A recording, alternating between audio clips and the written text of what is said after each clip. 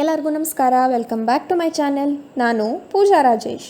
ಬನ್ನಿ ಇವತ್ತು ವರ್ಜಿನ್ ಮೊಹಿಟೋ ಹೇಗೆ ಮಾಡೋದು ಅಂತ ನೋಡೋಣ. ಈ ಬೇಸಿಗೆಲಂತೂ ಈ ಥರ ಚಿಲ್ಡ್ ಆಗಿರೋದನ್ನು ಕುಡಿಯೋದಕ್ಕೆ ತುಂಬಾ ಚೆನ್ನಾಗಿರುತ್ತೆ.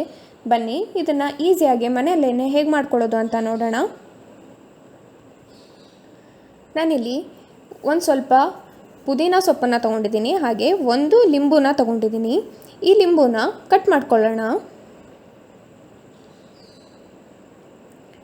ಇದನ್ನು ಚಿಕ್ಕ ಚಿಕ್ಕದಾಗಿ ಕಟ್ ಮಾಡ್ಕೋಬೇಕು. ನೋಡಿ, ಈ ಥರ ಪೀಸಸ್ನ ಮಾಡ್ಕೋಬೇಕು.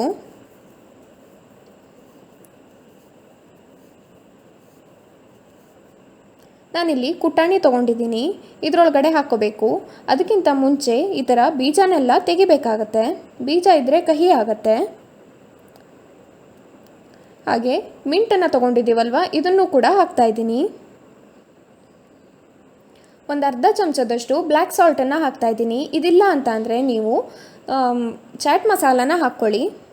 ನಿಧಾನವಾಗಿ ಇದನ್ನು ಕುಟ್ಟಿ, ಇಲ್ಲ ಅಂತ ಅಂದರೆ ಲಿಂಬು ಒಂಥರ ಕಹಿನ ಬಿಟ್ಬಿಡತ್ತೆ. ಒಂದು ಸ್ವಲ್ಪ ಇದನ್ನು ಕುಟ್ಕೊಂಡ್ರೆ ಸಾಕಾಗತ್ತೆ. ನೋಡಿ, ನಾನಿಲ್ಲಿ ಈ ಗ್ಲಾಸಿಗೆ ಕುಟ್ಕೊಂಡಿರೋಂಥ ಲಿಂಬು ಮತ್ತು ಪುದೀನಾನ ಹಾಕ್ತಾಯಿದ್ದೀನಿ. ಹಾಗೆ ಇದಕ್ಕೆ ಸ್ವಲ್ಪ ಉಪ್ಪನ್ನು ಹಾಕ್ತಾಯಿದ್ದೀನಿ. ನೀವು ಬೇಕಿದ್ದರೆ ಸಕ್ಕರೆ ಬೇಕಿದ್ರೂ ಇಲ್ಲಿ ಯೂಸ್ ಮಾಡ್ಬೋದು. ಹಾಗೆ ಐಸ್ ಕ್ಯೂಬ್ಸ್ನ ಹಾಕ್ತಾಯಿದ್ದೀನಿ. ತುಂಬಾ ಈಸಿಯಾಗಿ ಕ್ವಿಕ್ಕಾಗಿ ಮಾಡ್ಕೊಬೋದು.